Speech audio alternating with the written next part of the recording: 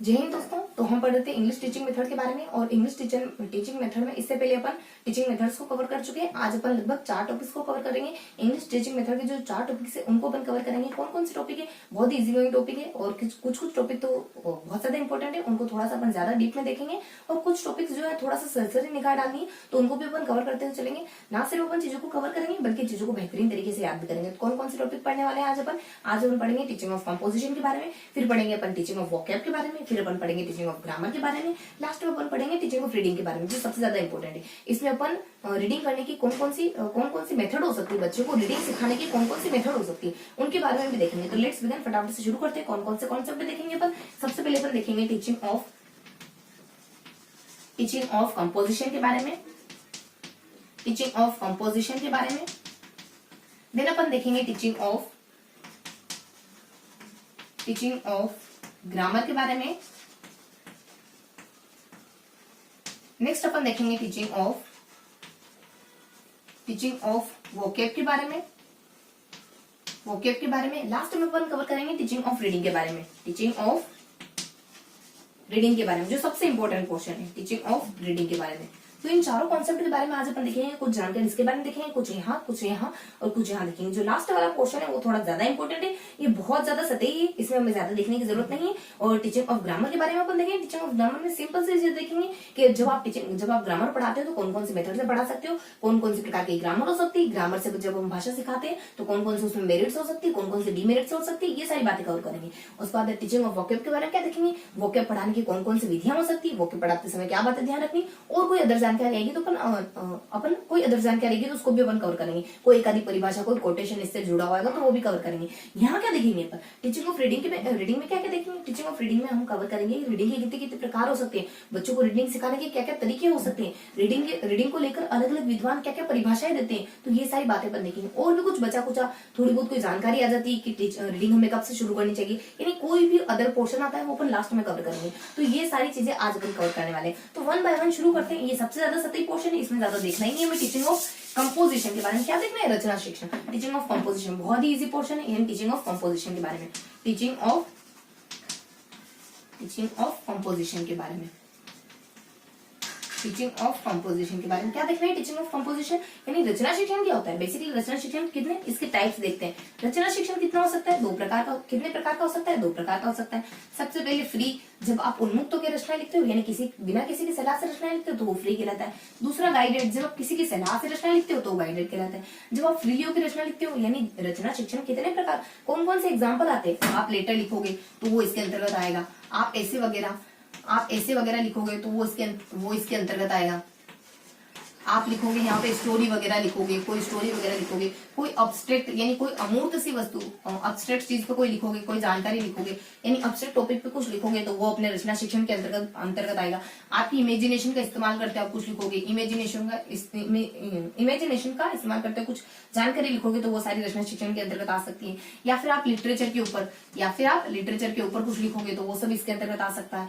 या फिर आप लिखोगे अब्स्ट्रैक्ट वस्तु पर। ये सारी चीजें जो हम लिखते हैं ना, जैसे कि अपनी कहानी, कविता, स्टोरी, कोई अब्स्ट्रैक्ट वस्तु, कोई एक्सप्लेनेशन, बहुत ज्यादा किसी को आप इलेबोरेट करके लिख रहे हो, यानी बहुत ज्यादा इलेबोरेट करके लिख रहे हो, बहुत ज्यादा विस्तार से लिख रहे हो, तो ये सारी चीजें किसके अंदर आती है? रचना शिक्षण के अंतर्गत आती है। थोड़ी सी इन्फॉर्मेशन ये आ जाती है कि आप में कौन कौन सी एबिलिटी बिल्ड होती है जब आप रचना शिक्षण करते हो। कौन कौन सी एबिलिटी बिल्ड होती है? आप में लॉजिक आ जाता है। जब आप रचना करते हो ना तो आप में लॉजिक आ जाता है। आपकी मेंटल एबिलिटी बढ़ जाती है। आप हायर, यानी हम लर्निंग के हायर पोर्शन पे पहुंच जाते हैं, हायर लेवल पहुंच जाते हैं, यानी लर्निंग की हायर कंडीशन पे पहुंच जाते हैं अपन। क्यों? क्योंकि खुद लिखने लगे, आप दूसरों के लिखे हुए नहीं पढ़ रहे, आप खुद लिख रहे हैं, तो हायर स्टेज पे पहुंच जाएंगे, लर्निंग की हायर स्टेज पे पहुंच जाएंगे। देन अपन ट्रांसलेशन बहुत अच्छे से करने लग जाएंगे। जब अपन कोई रचना शिक्षण करेंगे तो ट्रांसलेशन की आदत तो बिल्ड हो ही जाएगी हमें। तो ये सारी थोड़ी सी इन्फॉर्मेशन थी हमारी किसके बारे में? टीचिंग ऑफ कंपोजिशन के बारे में। हाँ, कुछ दो कोटेशन आ जाते हैं, कुछ वक्तव्य आ जाते हैं। देखो कौन कौन, एक व्यक्ति होते हैं हमारे पर्सन, वो कुछ कहते हैं इसको लेकर के, पर्सन यानी किसी का बेटा कुछ कहता है। दूसरा व्यक्ति आ जाता है यहाँ पे लूरी, यानी वो लूरी, मान लो किसी के बेटे का नाम ही लूरी था, ठीक है, लूरी था, तो वो क्या कहते हैं? पर्सन के द्वारा कहा जाता है कि भाषा सीखने में स्किल का बहुत ज्यादा रोल होता है। लूरी भाई साहब कहते हैं कि जब भी आप स्कूल का टाइम पीरियड चल रहा हो ना तो रचना शिक्षण को सबसे ऊपर रखना चाहिए। बच्चों को हमेशा रचना शिक्षण में एंगेज रखना चाहिए। रचना शिक्षण का काम सबसे ऊपर होना चाहिए स्कूल टाइम पीरियड के दौरान। ये लोरी के द्वारा कुछ बातें कही जाती है। तो ये था हमारा पूरा टीचिंग ऑफ कंपोजिशन के बारे में। तो क्या देखा आप लोगों ने टीचिंग ऑफ कंपोजिशन के बारे में? सबसे पहले देखा कि टीचिंग ऑफ कंपोजिशन कितने टाइप का हो सकता है। 2 टाइप का हो सकता है, या तो फ्री हो सकता है, गाइडेड हो सकता है। जब आप इस प्रकार के उदाहरण कौन कौन से हो सकते हैं, यानी टीचिंग ऑफ कंपोजिशन में कौन कौन सी चीजें अपन लिखते हैं? स्टोरी है, लेटर है, ऐसे है, या फिर अब्स्ट्रैक्ट वस्तु पे कुछ लिख सकते हैं, या फिर बहुत ज्यादा एक्सप्लेन करके लिख सकते हैं, या फिर हम लिटरेचर पे कुछ लिख सकते हैं। तो ये सारी चीजें इसकी उदाहरण। जब हम ये करते हैं तो हमारे अंदर क्या बिल्ट होता है? हमारे अंदर लॉजिक बिल्ट हो जाता है, हमारे अंदर मेंटल एबिलिटी आ जाती है, हमारे अंदर ट्रांसलेशन की पावर आ जाती है। तो ये सब हमारे अंदर बिल्ट हो जाता है। नेक्स्ट अपन देख लेते हैं इसकी कुछ इससे जुड़े कुछ कोटेशन आ जाते हैं। और उससे पहले क्या एबिलिटी तो अपन कवर कर ली, उससे जुड़े कुछ कोटेशन आ जाते हैं। इससे जुड़े तो नहीं इतने बेहतरीन तरीके से, लेकिन हाँ इसके साथ अपने 2 कोटेशन और कवर करें। कौन से 2 कोटेशन? पर्सन के द्वारा। देखो कभी इत्तेफाक से पूछ ले कि ये किसने कहा, या फिर ऐसे ना पूछे, इनडायरेक्टली तरीके से पूछ ले, तो पता होना चाहिए हमें थोड़ा सा। तो यहाँ जगह अपने पर्सन के द्वारा, लूरी के द्वारा। पर्सन के द्वारा क्या कहा जाता है कि रचना कोई भी भाषा सीखने में सबसे अहम योगदान किसी का होता है तो वो स्किल का होता है, आपकी नॉलेज का नहीं होता है। आपकी जो ग्रामर होती है उसकी नॉलेज का नहीं होता है, बल्कि आपकी स्किल का होता है, आपके क्वेश्चन का, सुवोपली LSRW का होता है। उसके बाद लूरी आ जाता है। लूरी के द्वारा कहा जाता है कि जब भी स्कूल टाइम पीरियड चल रहा हो ना, तो सबसे ऊपर कोई काम अगर रखना हो तो वो रचना शिक्षण। बच्चे को रचना करने के लिए मोटिवेट करो, क्योंकि अगर बच्चा इस कंडीशन में आ गया, वो खुद रचना करने लग गया, इसका मतलब ये सबसे बेहतरीन कंडीशन हो गई, क्योंकि अब वो दूसरों की नहीं पढ़ रहा है बल्कि खुद लिखने लग गया। तो कुछ इस तरीके की जानकारी दी थी किसमें, यहाँ जाते अपने टीचिंग ऑफ कंपोजिशन के बारे में। उसके बाद नेक्स्ट अपन किसको कवर करेंगे? देखो नेक्स्ट अपन कवर करेंगे टीचिंग ऑफ ग्रामर के बारे में। क्या देखेंगे अपन? टीचिंग ऑफ ग्रामर के बारे में। टीचिंग ऑफ ग्रामर के बारे में कि जब आप बच्चे को ग्रामर पढ़ा रहे हो तो क्या क्या बातें हैं जो हमें अपने ध्यान में रखनी होती है, और तब जाके बच्चों को ये बातें अपने को ध्यान में रखते हुए बच्चों को ग्रामर पढ़ानी। क्या कि सबसे पहले ग्रामर के प्रकार कितने हो सकते हैं? देखो अपन तो एक ही ग्रामर जानते हैं कि ग्रामर होती है भाई, ग्रामर तो ग्रामर होती है, और कौन से प्रकार हो सकते हैं, लेकिन फिर भी हमें चीजें ध्यान रखनी है कि ग्रामर के बेसिकली 4 टाइप्स माने जाते हैं। अब वो कौन कौन सी होती है ये तो अपन जनरली अपन देखते नहीं, लेकिन हाँ फिर भी ग्रामर के 4 टाइप्स होते हैं। हमें मेमोराइज करके रखनी है ये बात कि ग्रामर के 4 टाइप्स होते हैं। कौन कौन से टाइप्स हो सकते हैं ग्रामर के? ग्रामर के 4 टाइप्स हो सकते हैं। सबसे पहला टाइप हो सकता है यहाँ पे अपने पर्सपेक्टिव हो सकता है, और डिस्क्रिप्टिव हो सकता है। डिस्क्रिप्टिव पहला प्रकार ये हो सकता है। उसका दूसरा स्ट्रक्चरल प्रकार हो सकता है। उसके बाद नेक्स्ट स्कॉलरी हो सकता है, स्कॉलरी या फिर ट्रेडिशनल हो सकता है। स्कॉलरी या फिर ट्रेडिशनल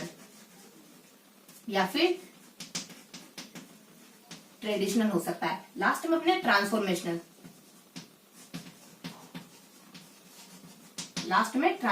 ये कुछ ग्रामर के प्रकार हो सकते हैं। कौन से? पर्सपेक्टिव और डिस्क्रिप्टिव। उसके बाद स्ट्रक्चरल हो सकता है, उसके बाद स्कॉलरी हो सकता है, या फिर ट्रेडिशनल हो सकता है, या फिर इन्फॉर्मेशनल हो सकता है। तो हमें ये थोड़ा सा माइंड करके, थोड़ा सा मेमोराइज करके रखना है कि ग्रामर के कितने प्रकार हो सकते हैं। PSST कौन से कितने? PSST। देखो P से पर्सपेक्टिव, और S से अपना स्कॉलरी, S से अपना स्ट्रक्चरल, T से अपना ट्रांसफॉर्मेशनल। तो ये ग्रामर के कुछ प्रकार हो सकते हैं। नेक्स्ट, जब आप ग्रामर पढ़ाओगे तो बच्चे को कौन कौन से मेथड से ग्रामर पढ़ा सकते हो आप, और ग्रामर पढ़ाने की जो ग्रामर विधि से अपन भाषा सिखाते हैं तो उसकी कौन सी अच्छी बातें हो सकती है, कौन सी बुरी बातें हो सकती है, ये सारी चीजें कवर करेंगे। ग्रामर के प्रकार देख लिए बेसिकली अपने, और यहाँ थोड़ा सा अपन ये भी देखेंगे कि ग्रामर की परिभाषा, कुछ 2 शख्स आते हैं उनके द्वारा कुछ ग्रामर की परिभाषा दी जाती है। तो ये कुछ हल्की फुल्की सी जानकारी देखेंगे अपन इसमें। तो ये देख लिया ग्रामर के प्रकार। नेक्स्ट अपन देखेंगे इसके लिए मेथड कौन कौन सी हो सकती है। इसके लिए कौन कौन सी मेथड हो सकती है? देखो ग्रामर पढ़ाने की मेथड कौन कौन सी हो सकती है? कुछ 4 मेथड हो सकती है। कौन सी? आगमन निगमन, जिनको अपन हिंदी में आगमन निगमन के नाम से जानते हैं, उनको इंग्लिश में अपन इंडक्टिव और डिडक्टिव के नाम से जानते हैं। एक ट्रेडिशनल मेथड हो सकती है जो अपन जैसा कि अपन हमेशा से पढ़ते हैं, जैसा कि हम पढ़ते हैं वही हमारी ट्रेडिशनल मेथड। क्या कि बुक लेके टीचर पढ़ाने लग जाता है तो बुक का सहारा लेते हैं, वो ट्रेडिशनल मेथड। उसके बाद नेक्स्ट आ जाती है अपनी इनफॉर्मल मेथड, एक ऐसी मेथड जिसमें आप बच्चे को ग्रामर अलग से नहीं पढ़ाओगे, बल्कि जब आप लेसन पढ़ा रहे हो तो साथ में ग्रामर से इंट्रोड्यूस कर दोगे। इसमें रूल के द्वारा नहीं पढ़ाया जाता, इसमें यूजर्स के द्वारा पढ़ाया जाता है। तो कितने प्रकार हो सकते हैं यहाँ हो सकते हैं ग्रामर पढ़ाने के 4 मेथड हो सकते हैं। सबसे पहला हो सकता है इंडक्टिव मेथड, जिसको अपन आगमन विधि के नाम से जानते हैं, इंडक्टिव मेथड। उसके बाद डिडक्टिव मेथड, उसके बाद डिडक्टिव मेथड, उसके बाद 2 मेथड ये हो सकती है। उसके बाद अपनी एक ट्रेडिशनल मेथड जिसमें अपन बुक का सहारा लेते हैं, ट्रेडिशनल मेथड। उसके बाद नेक्स्ट मेथड हो सकती है अपनी इनफॉर्मल मेथड। इनफॉर्मल में जब आप बुक पढ़ रहे हो, इनफॉर्मल इनफॉर्मल मेथड के साथ। तो इनको थोड़ा सा देखें ना, तो इंडक्टिव मेथड में क्या होता है, आगमनविधि। आगमनविधि में बच्चों को सबसे पहले एग्जांपल दिए जाते हैं, एग्जांपल के थ्रू हम जानते हैं आगमनविधि क्या होती है। आगमनविधि में आप रूल से नियम की तरफ जाते हो, एग्जांपल से रूल्स की तरफ जाते हो, उदाहरणों से नियमों की तरफ जाते हो। उसके बाद डिडक्टिव मेथड क्या हो सकती है, जब आप रूल से कहां जाते हो, रूल से जाते हो आप एग्जाम्पल की तरफ। उसके बाद ट्रेडिशनल मेथड में क्या होता है, बुक का इस्तेमाल किया जाता है। और उसके बाद next informational method, informal method होती है, उसमें रूल्स का इस्तेमाल नहीं किया जाता है। इसमें कभी भी रूल्स का इस्तेमाल नहीं किया जाता है, बल्कि यूज के आधार पर ग्रामर पढ़ाई जाती है। यानी कि रूल का इस्तेमाल नहीं होता है, बल्कि रूल के स्थान पर यूज के आधार पर आपको ग्रामर पढ़ाई जाती है। तो ये बेसिकली कुछ 4 तरीके हो सकते हैं ग्रामर पढ़ने के। और देख लेते हैं अपन ग्रामर में थोड़ी और जानकारी आ जाती है इसमें। देखो इसमें आ जाती है कि अपने ग्रामर मेथड से जब अपन पढ़ाते हैं तो कौन कौन से उसके बेनिफिट्स हो सकते हैं। देखो लाइटिंग की थोड़ी सी इशू है, थोड़ी सी दिक्कत है, मे भी आपको अच्छे से दिख रहा होगा। हाँ, तो अपन कवर करते हैं आगे नेक्स्ट बढ़ते अपन। तो यहाँ से आपने सबसे पहले कि ग्रामर से अगर भाषा सीख रहे हैं तो इसकी क्या क्या मेरिट्स हो सकती है, कौन कौन सी मेरिट्स हो सकती है। और जब आप ग्रामर से भाषा सीख रहे हो तो इसकी कौन कौन सी डिमेरिट्स हो सकती है। सबसे पहले मेरिट देख लेते हैं। जब आप ग्रामर से बच्चों को भाषा पढ़ा रहे हो तो सबसे पहले तो इसमें है ना गोट का कथन आ जाता है। एक गोडसन नामक व्यक्ति होता है, उनके द्वारा कहा जाता है कि अगर भाषा आपके व्हीकल हुई, भाषा अगर आपकी साधन हुई, तो ग्रामर उसमें लगने वाली मशीन हो जाएगी। यहाँ गोडसन के द्वारा क्या कहा जाता है कि भाषा अगर आपकी क्या हुई, भाषा अगर आपकी कोई आपकी व्हीकल हुई, भाषा क्या हुई आपकी व्हीकल हुई, तो अगर ग्रामर क्या होगी, इसमें लगने वाली मशीन हो जाएगी। ग्रामर क्या होगी, इसमें लगने वाली मशीन हो जाएगी। तो ये कुछ थोड़ी सी बात बताई जाती है इनके द्वारा, यानी ये कोटेशन आ जाता है। उसके बाद नेक्स्ट बताया जाता है इसकी मेरिट क्या हो सकती है। देखो ग्रामर से जब अपन भाषा सीखते हैं तो क्या होता है, सबसे पहले तो अपन राइटिंग के बारे में, सबसे जो अच्छी बात होती है कि हम राइटिंग बहुत अच्छी तरीके से करना सीख जाते हैं। उसके बाद नेक्स्ट बात होती है इसमें ट्रांसलेशन। उसके बाद ट्रांसलेशन बहुत अच्छी तरीके से कर सकते हो आप जब आप ग्रामर सीख लेते हो। और क्या अच्छी बात हो सकती है, आपकी मेंटल एबिलिटी को बढ़ाती है। कौन, ग्रामर आपकी मेंटल एबिलिटी को बढ़ाती है। जब आप ग्रामर पढ़ते हो तो आप में लॉजिक बिल्ड होता है, आप में तर्क करने की क्षमता यानी लॉजिक बिल्ड होता है, आप में कंसंट्रेशन की पावर बिल्ड होती है। ये कुछ इस तरीके की जानकारी होती है। तो ये अपनी मेरिट्स थी। उसके बाद यहाँ देख लेते अपन इसकी डिमेरिट्स क्या हो सकती है, इन कौन कौन सी बुरी बातें हो सकती है। जब आप ग्रामर मेथड से सीखते हो आप में फ्लुएंसी नहीं आती है, आप में और क्या नहीं आता है, आप में फ्लुएंसी नहीं आती, आप में एक्सप्रेस यानी अपने विचारों को एक्सप्रेस करने की क्षमता नहीं आती। खाली ग्रामर तो पढ़ ली लेकिन विचार अच्छे से एक्सप्रेस नहीं कर पा रहे। और क्या नहीं आती, आप में अलिट्रेशन नहीं आती। देखो यहाँ आ जाता आपने इंटोनेशन, यानी आप में हाव भाव को व्यक्त करने की क्षमता नहीं आती, इंटोनेशन की पावर नहीं आती आप में। और क्या नहीं आता आप में, देखो आप में फ्लुएंसी नहीं आती, आप में एक्सप्रेशन नहीं आता, आप में इंटोनेशन नहीं आता, आप में नए नए आइडिया नहीं आते, नए नए आइडिया आप में बिल्ड नहीं होते, डेवलप नहीं होते, नए नए आइडिया नहीं आते आप में। जब आप ग्रामर मेथड से पढ़ते हो तो आप थोड़ा सा क्लोज होकर चीजों को देखने लग जाते हो, थोड़ा उन्मुक्त होकर चीजों को नहीं देखते हो। और क्या नहीं आता यहाँ पे अपने एक कोलिगल यानी कि अपने हाव भाव व्यक्त, देखो शब्दों को ध्यान रखना है। कोलिगल की क्षमता नहीं आती हमारे भीतर, कोलिगल की क्षमता नहीं आती हमारे भीतर, हाव भाव एक्सप्रेस करने की क्षमता नहीं आती। तो कौन कौन सी चीजें नहीं आती, इसके मेरिट्स क्या है, इसके डिमेरिट्स क्या है। जब हम ग्रामर मेथड से पढ़ते हैं इसकी मेरिट्स हो सकती है कि हमारी अच्छी बातें हो सकती है, ट्रांसलेशन बहुत अच्छे हो जाते हैं। और एक और होता है अपने एक थोड़ा सा स्टैंडर्डाइज यानी कि अपन भाषा को थोड़ा सा स्टैंडर्ड लेवल पे यानी थोड़ा सा मानक तरीके से सीख जाते हैं। ये भी इसमें थोड़ी सी जानकारी होती है। तो इसमें कौन कौन सी अच्छी बातें हो सकती है, यहाँ अपने गोडसेन के द्वारा एक कथन आ जाता है कि अगर भाषा अगर आपकी व्हीकल हुई ना, भाषा अगर आपकी कोई साधन हुई तो उसमें लगने वाली मशीन हमारी ग्रामर कहलाएगी। इस तरीके की कोई जानकारी हो सकती है। उसके बाद नेक्स्ट बता दी जाता है इसमें कि आपकी राइटिंग स्किल बहुत ज्यादा बढ़ जाती है, आपकी ट्रांसलेशन पावर बहुत ज्यादा बढ़ जाती है, आपकी मेंटल एबिलिटी बहुत ज्यादा बढ़ जाती है, आपकी जो स्टैंडर्ड यानी थोड़ी आप स्टैंडर्ड तरीके से भाषा बोलना सीखते, स्टैंडर्ड भाषा का लेवल सीख जाते हो। ये कुछ अच्छी बातें होती है। उसके बाद कुछ बुरी बातें क्या हो सकती है, इसकी बुरी बातें होती है आप फ्लुएंस नहीं हो पाते हो, बहुत अच्छे से स्किल का डेवलप नहीं हो पाता आपने। और उसके बाद आपने एक कोलिगल यानी कि हाव भाव की क्षमता विकसित नहीं हो पाती। उसके बाद आर्टिकुलेशन यानी आप में अभिव्यक्ति, एक और आता है आपने आर्टिकुलेशन शब्द, देखो इन शब्दों को ध्यान रखना है। आर्टिकुलेशन यानी आप में अभिव्यक्ति की पावर नहीं बढ़ पाती, आप में इंटोनेशन यानी कि आप में बोलचाल की पावर नहीं बढ़ पाती, कोलिगल यानी बोलचाल की पावर नहीं बढ़ पाती। उसके बाद आर्टिकुलेशन यानी कि आप में अभिव्यक्ति की पावर नहीं बढ़ पाती। उसके बाद इंटोनेशन यानी आप में हाव भाव की अच्छी आदत बिल्ड नहीं हो पाती। उसके बाद एक्सप्रेशन की आदत बिल्ड नहीं हो पाती। उसके बाद नए नए आइडियाज नहीं आते। तो ये सारी इसकी बुरी बातें हो सकती हैं। उसके बाद नेक्स्ट अपन देख लेते हैं कुछ थोड़ी सी बेसिक इन्फॉर्मेशन आ जाती है। ग्रामर मेथड को लेकर 2 परिभाषाएं आती है। कौन कौन सी 2 परिभाषा आती है। सबसे पहली परिभाषा तो यहाँ पे होती है, देखो 2, एक तो स्वीट के द्वारा आती है, दूसरी परिभाषा यहाँ पे पर्सन के द्वारा आती है।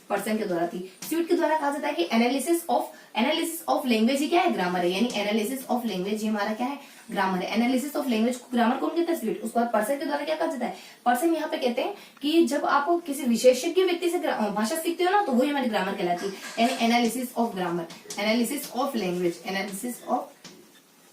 लैंग्वेज। इनके द्वारा कहा जाता है कि जब आप किसी स्पेशलिस्ट से पढ़ते हो तो वही हमारी क्या कहलाती है, वो जब हम स्पेशलिस्ट से अगर भाषा सीखते हैं तो वही हमारी वही जब अपन किसी विशेषज्ञ व्यक्ति से कोई भाषा वगैरह सीखते हैं ना और भाषा का जो ज्ञान लेते हैं उसी को अपन ग्रामर के नाम से जानते हैं। ये अपने पर्सन के द्वारा कहा जाता है। तो कुछ हल्की सी इसमें कुछ परिभाषाएं आ जाती है। और क्या क्या तो ये अपना देखा ग्रामर मेथड के बारे में, क्या क्या कवर करा ग्रामर मेथड के बारे में, तो कुछ 4-5 जानकारी कवर करी। सबसे पहले अपना देखा ग्रामर पढ़ाने की कौन कौन सी विधियां हो सकती है, ग्रामर के कौन कौन से प्रकार हो सकते हैं। उसके बाद देखा ग्रामर की कौन कौन सी विधियां हो सकती है। उसके बाद नेक्स्ट देखा ग्रामर से पढ़ने के क्या क्या फायदे होते हैं, क्या क्या नुकसान होते हैं। उसके बाद यहाँ पे कुछ परिभाषाएं देखी। तो अपन 1 बाय 1 शुरू करते हैं। सबसे पहले अपने देखा क्या क्या प्रकार हो सकते हैं ग्रामर के 4 प्रकार हो सकते हैं, पर्सपेक्टिव और डिस्क्रिप्टिव, स्कॉलरी और ट्रेडिशनल, स्ट्रक्चरल और लास्ट में चौथा प्रकार ट्रेडिशनल ट्रांसफॉर्मेशन प्रकार का हो सकता है। ग्रामर पढ़ने की विधियां कौन कौन सी हो सकती है, 4 विधियां हो सकती है, इंडक्टिव, डिडक्टिव और उसके बाद ट्रेडिशनल, उसके बाद अपने इनफॉर्मल। और उसके बाद नेक्स्ट अपने देखा ग्रामर के बारे में कि ग्रामर से क्या क्या फायदे होते हैं, क्या क्या नुकसान होते हैं।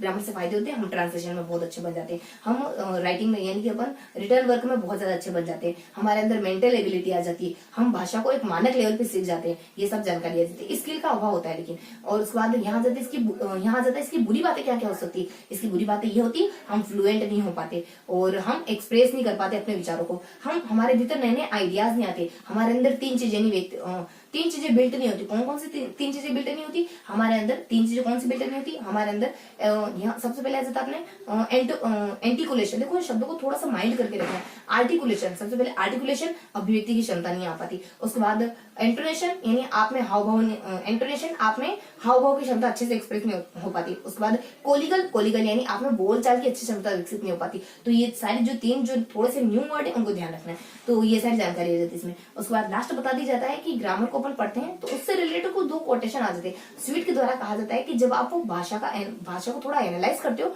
वही ग्रामर है। उसके बाद दूसरे शख्स कौन आते हैं? दूसरे शख्स का नाम होता है अपने पर्सन के द्वारा कहा जाता है कि जब भाषा का ज्ञान किसी विशेषज्ञ व्यक्ति से लेते हो ना तो वही ग्रामर कहलाती है। तो ये इस तरीके के कुछ ग्रामर मेथड थे भाई। उसके बाद नेक्स्ट क्या आता है, देखो नेक्स्ट अपन देखेंगे। अब नेक्स्ट पोर्शन अपन कवर करेंगे टीचिंग ऑफ वोकेबुलरी के बारे में। तो अपन अब कवर करेंगे अपन टीचिंग ऑफ वोकेब के बारे में। क्या कवर करेंगे? टीचिंग ऑफ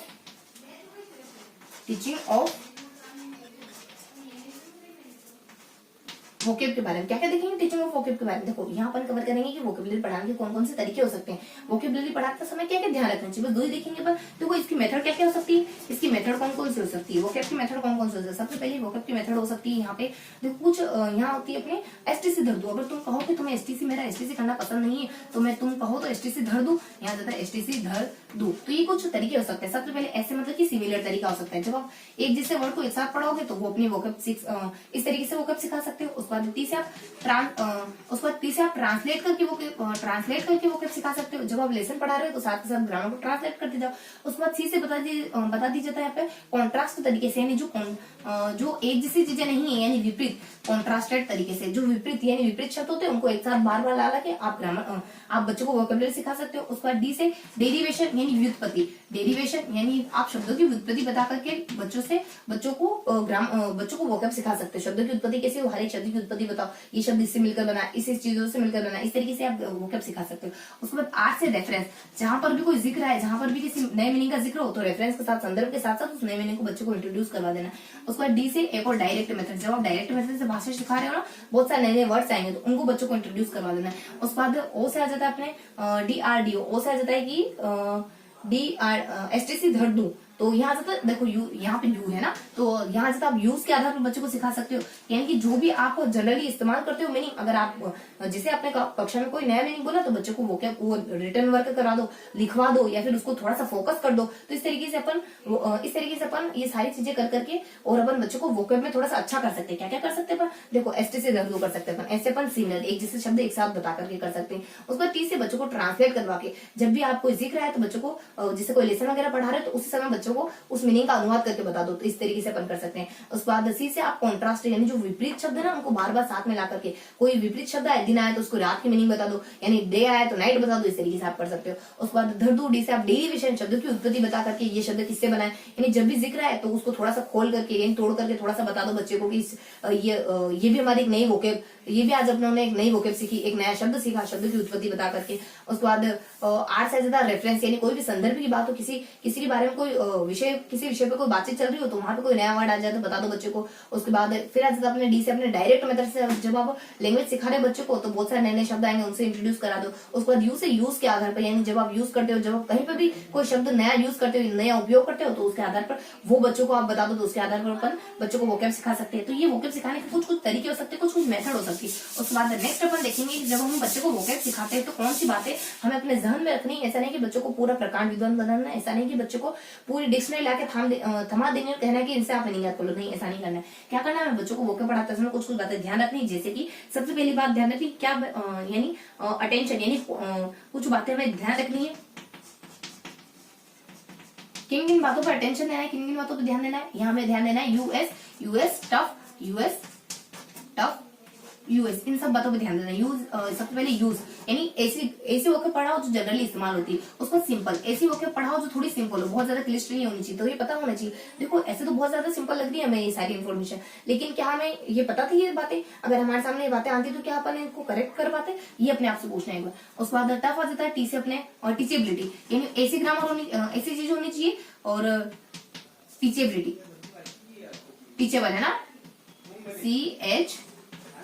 टीचेबिलिटी, यानी टीचेबिलिटी का उसमें गुण होना चाहिए। उसके बाद एफ यानी कि फ्लुएंस होनी, फ्लुएंटली इस्तेमाल करनी चाहिए, यानी वो ऐसी चीज पढ़ाओ बच्चों को, ऐसे वोकैब पढ़ाओ जो फ्लुएंटली इस्तेमाल में आती हो। उसके बाद यू से फिर अपने यूनिवर्सिटी, यानी यूनिवर्सिटी का गुण होना चाहिए उसमें, यूनिवर्सिटी का गुण होना चाहिए, यानी बार बार वो चीजें, यूनिवर्सिटी यानी हर जगह देखी जाती है बार बार, यानी यहाँ पे भी इस्तेमाल होती है, यहाँ पे भी इस्तेमाल हो रही है, यहाँ पे भी इस्तेमाल हो रही है, बार बार वो चीजें हमारे इस्तेमाल में आने वाली होनी चाहिए। यूनिवर्सिटी सार्वभौमिकता को गुण पाया जाना चाहिए उसमें। उसके बाद ऐसे अपने स्ट्रक्चरल, यानी उसकी कोई स्ट्रक्चरल वैल्यू होनी चाहिए। क्या स्ट्रक्चरल वैल्यू क्या हो सकती है? स्ट्रक्चरल वैल्यू ये कि वो ऐसे शब्द होने चाहिए जो किसी न किसी रूप में हमारे रचना शिक्षण में काम आए, कंपोजिशन में काम आए। ऐसे नहीं होने चाहिए बहुत ज्यादा क्लिष्ट शब्द हो जिनका अपन कभी इस्तेमाल ही नहीं करते, तो इस तरीके की जानकारी नहीं होनी चाहिए। तो यूएस टफ, यूएस को ध्यान में रखना चाहिए, यूज को ध्यान में रखना चाहिए, उसका सिंप्लिसिटी को ध्यान में रखना चाहिए, उसका टीचेबिलिटी को ध्यान में रखना चाहिए, उसका फ्लुएंसी को ध्यान में रखना चाहिए, उसके बाद यूज अपने यूनिवर्सिटी को ध्यान में रखना चाहिए, ऐसे अपने स्ट्रक्चर वैल्यू को ध्यान में रखना चाहिए। तो कुछ बेसिक से इन्फॉर्मेशन थी हमारे टीचिंग ऑफ वोकैब के बारे में। और यहाँ देख लिया अपना अटेंशन, मेथड, और कुछ एक ब्लूम आते हैं उनके द्वारा कुछ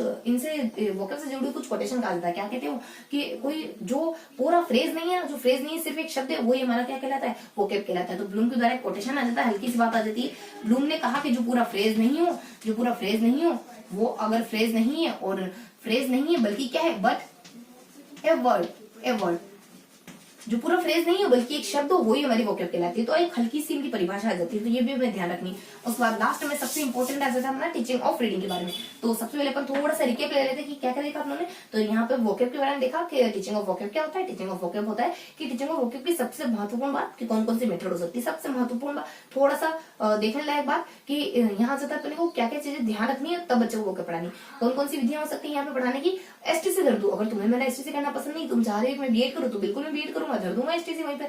एसटीसी धर दूं मतलब सिमिलर के बारे में बताया जाता है, टी से अपने ट्रांसलेशन के बारे में बताया जाता है, सी से अपने कॉन्ट्रास्ट चीजों को एक साथ पढ़ा दो, धर दूं मतलब कि डेरिवेशन बताकर, डी से फिर अपने डायरेक्ट मेथड के थ्रू बताओ, फिर अपने आर से रेफरेंस के थ्रू बताओ, उसके बाद ऊ से यूजेस के थ्रू बताओ, उसके बाद क्या क्या चीजें अपने को ध्यान रखनी। और यहाँ हमें ध्यान रखना है सबसे पहले यूज को ध्यान रखना है, उसके बाद अपने सिंप्लिसिटी को ध्यान रखना है, उसके बाद हमें टीचेबिलिटी को ध्यान रखना है, उसके बाद हमें फ्लुएंसी को ध्यान में रखना है, उसके बाद हमें यूनिवर्सिटी को ध्यान में रखना है, उसके बाद ऐसे हमें, उसके बाद नेक्स्ट बता दी जाता है इसमें एक थोड़ा सा हल्का सा जिक्र आता है ब्लूम महोदय का। वो कहते हैं कि जो भी चीज पूरा फ्रेज नहीं है, पूरा वाक्यांश नहीं है बल्कि एक शब्द है, वही तो हमारी वोकैब कहलाती है, क्योंकि वोकैब एक लंबा चौड़ा वाक्यांश हो नहीं सकती। तो फिर बता दी जाता है। ये था अपना पूरा teaching of grammar, teaching of vocab के बारे में। लास्ट अपन देखेंगे टीचिंग ऑफ, इसमें थोड़ा सा अपन जिक्र करेंगे टीचिंग ऑफ मेथड का भी जिक्र करेंगे, टीचिंग ऑफ रीडिंग के बारे में। तो ये थोड़ा सा इंपॉर्टेंट पोर्शन आ जाता है अपने टीचिंग ऑफ रीडिंग के बारे में। टीचिंग ऑफ रीडिंग में क्या क्या जानकारी कवर करेंगे, इसमें अपन बेसिकली 4 चीजों पढ़ेंगे। इसमें बेसिकली अपन 4 चीजों पढ़ेंगे। कौन कौन सी 4 चीजें कवर करेंगे? सबसे पहले मेथड को कवर करेंगे। सबसे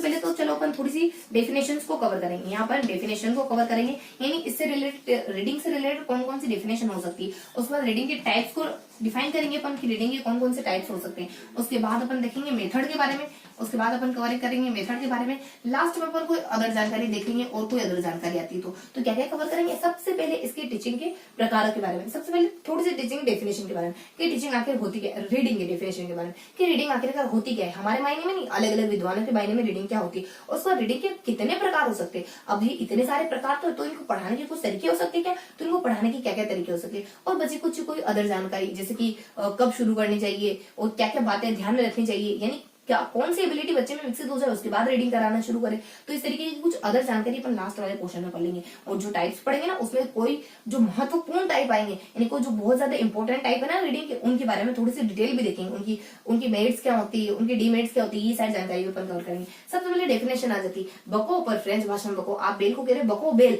आप जानवर को कह रहे बको बेल, लेकिन फ्रेंच भाषा में बकना, तभी मैं तुम्हें सुनने वाला हूँ। तो वरना मैं उससे पहले तुम्हें सुनू नहीं का, क्योंकि मेरे इंसान कम है क्या हमारे आसपास जो उनको मैं कि तुम्हें सुनू मैं, बेल को सुनू मैं। तो यहाँ ज्यादा बको बेल पर फ्रेंच भाषा में। देखो चीजें थोड़ी सी हमें थोड़ा सा ना आउट ऑफ बॉक्स सोच रहे हैं, यानी चीजों को हमें थोड़ा सा बहुत ज्यादा औपचारिकता में लेके नहीं सीखना है, बल्कि थोड़ा सा अनौपचारिक वे में सीखना है, क्योंकि अनौपचारिक रास्ता में बहुत ज्यादा जल्दी चीजों को याद करवा देता है। ठीक है, तो यहाँ से अपने बकौन के द्वारा सबसे पहले आ जाता है बकौन के द्वारा क्या कहा जाता है, बकौन के द्वारा कहा जाता है कि फुल मैन। आप रीडिंग करते हो तो रीडिंग आपको फुल मैन बना देती है। कौन है ऐसा इंसान धरती पर जो पूरा, यानी संपूर्ण आदमी कोई नहीं है मेरे नजर में तो ऐसा। बको पर यानी पर्सन के द्वारा, जेस पर्सन के द्वारा कहा जाता है कि लोस्ट, जब आप क्या लिखते हो मीनिंग, यानी लॉस्ट ऑफ मीनिंग का की अब्सेंस होनी चाहिए। लॉस्ट ऑफ मीनिंग की जब आप पढ़ रहे हो तो लॉस्ट ऑफ मीनिंग की अब्सेंस होनी चाहिए, लॉस्ट ऑफ मीनिंग नहीं होना चाहिए, उसी को अपन रीडिंग करेंगे। उसके बाद बको पर्सन, बको बेल। चलो बको बेल पर फ्रेंच भाषा में बकना है, तो बको पर और बेल आ जाता है अपने तो सबसे पहले, तो यहाँ अपने बेलाड आ जाता है। इनके द्वारा क्या कहा जाता है, बेलाड के द्वारा कहा जाता है कि इसमें गाइड की जरूरत होती है, क्योंकि आपको बताना, क्योंकि टाइम टू टाइम आपको पता चलना चाहिए ना कि आप क्या गलत पढ़ रहे हो, तो इसमें गाइड की जरूरत पड़ती है। इस तरीके की बात करते हैं बेलाड के द्वारा। उसके बाद फ्रेंच भाषा में यानी फ्रेंच के द्वारा क्या कहा जाता है, फ्रेंच के द्वारा कहा जाता है कि सारी अनकवर यानी अनकवर कर दी जाती है, इसमें चीजें अनकवर कर दी जाती है, यानी इसका जो सारा मीन्स है वो अनकवर ऑल, यानी जो पूरी इसमें जो पूरा भावार्थ है, पूरा मीन्स है, अगर वो आपको समझ आ जाए ना तब समझना कि आप रीडिंग कर रहे हो सही मायने में, अदरवाइज आप रीडिंग नहीं कर रहे हो। तो बको यहाँ से था बको बेल पर फ्रेंच भाषा में, बको बेल पर फ्रेंच भाषा में, बको बेल पर फ्रेंच भाषा में। इस तरीके की अपने कुछ जानकारी देती है। बकौन के द्वारा कौन है दुनिया में, पूरा कोई नहीं पूरा है, तो फुल में आ जाता है। उसके बाद बको बेल के द्वारा कहा जाता है किसी गाइड की जरूरत, तुम्हें शर्मा नहीं चाहिए, तुम एक जानवर से अपने आप को गाइड करवा रहे हो, मतलब कि इंसान कम पढ़ देते हैं कि तुम जानवर तुम्हें गाइड कर रहा है, यानी जानवर तुम्हें गाइड कर रहा है, यानी कि आपको गाइड करने वाला कोई इंसान नहीं बल्कि आपको गाइड करने वाला है जानवर। आप जानवरों से सीख रहे हो, उनसे भी तो बहुत सारी चीजें सीखी जा सकती है, क्योंकि इंसान आजकल जानवर बन रहे, तो जानवरों में कोई इंसान के गुण दिखाई दे रहे होंगे आपको, बहुत सारे दिखाई देते। आप कुत्ते को देख लो, बहुत सारे गुण होते हैं उनमें, इंसानों से तो बेहतर ही होते हैं बहुत सारे गुण। उसके बाद नेक्स्ट बता दिया जाता है, माइंड नहीं करना है ना चीजों को, तो यहाँ से अपने बेलाड के बारे में बता दिया। उसके बाद बको बेल पर फ्रेंच भाषा में, तो पर्सन के द्वारा क्या कहा जाता है, मेरा एक व्यक्ति तो कोमे के मेले में खो गया, पर्सन मेरा एक शख्स, लेकिन तुम मत खोना, क्या मीनिंग मत खोना, तब जाके रीडिंग की लाएगी। उसके बाद लास्ट में आ जाता है बको बेल पर फ्रेंच भाषा में, फ्रेंच भाषा यानी अनकवर, यानी सारी चीजें अनकवर, यानी अगर आपके सामने कोई फ्रेंच भाषा बोल रहा है ना तो आप बहुत कुछ चीजें नहीं समझ पाओगे, बहुत सारी चीजें आपकी कवर्ड रहेगी, अनकवर आ जाता है। यानी फ्रेंच भाषा में, यानी फ्रेंच के द्वारा कहा जाता है कि जब आपके सामने पूरा अर्थ अनकवर हो जाए ना तब समझना कि रीडिंग कर रहे हो सही मायने में। तो कुछ डेफिनेशन आ जाती है। डेफिनेशन के बाद अपन टाइप देखेंगे, किसके टाइप देखेंगे अपन, रीडिंग के टाइप देखेंगे। तो बेसिकली रीडिंग 6 प्रकार की होती है, कितनी 6 टाइप्स ऑफ रीडिंग, यानी बेसिकली रीडिंग कितनी प्रकार की हो सकती है, 6 टाइप की हो सकती है। सबसे पहले आ जाता है इसमें रीडिंग के, देखो लाउड आ जाती है, जो अपन बेसिकली जानते हैं ना वो तो हम देखेंगे ही देखेंगे, इसके अलावा जो अपन नहीं जानते उनको भी थोड़ा सा कवर करेंगे। तो कुछ 6 प्रकार आ जाते हैं, कौन कौन से, फर्स्ट से 1 to 6 कौन कौन से प्रकार हो सकते हैं। सबसे पहले प्रकार हो सकता है आपका लाउड रीडिंग, उसके बाद हो सकता है आपका साइलेंट रीडिंग, इसको तो इन दोनों को तो अपन जानते हैं। उसके बाद आ जाता है अपना इंटेंसिव रीडिंग, देखो इंटेंसिव रीडिंग यहाँ जाता है अपना इंटेंसिव रीडिंग, और उसके बाद आ जाता है अपना एक्सटेंसिव रीडिंग, उसके बाद आ जाता है अपना एक्सटेंसिव रीडिंग। उसका 2 रीडिंग आती है जो जनरली देखी नहीं जाती और ऐसे इंफॉर्मेशन के रूप में पता होना चाहिए। एक तो सप्लीमेंट्री रीडिंग, दूसरी हो सकती है लिटरेरी रीडिंग।